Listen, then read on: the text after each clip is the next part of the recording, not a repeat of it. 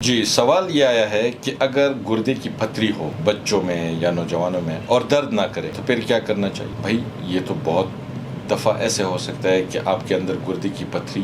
پڑی ہو اور وہ ایسی جگہ پڑی ہو کہ جو فی الحال اس نے چوک نہ کیا ہو، بند نہ کیا ہو، تو وہ درد نہیں کرے گا یا کبھی کبھی درد کرے گا، مہینے میں ایک آدھ دفعہ درد کرے گا، لیکن اس کا یہ مطلب نہیں کہ اس کو اگنور کر دیا جائے۔ فار ایگزامپل میں ایک چھوٹی سی مثال آپ کو دیتا ہوں۔ آپ کا گھر ہے، آپ کے گھر میں چور آ گیا ہے، چور بیٹھا ہے ایک کمرے میں، فی الحال اس نے کوئی چوری نہیں کی، آپ کی گھر کی تمام چیزیں سلامت ہیں، لیکن کیا آپ اس کو اس حوالے سے چھوڑنا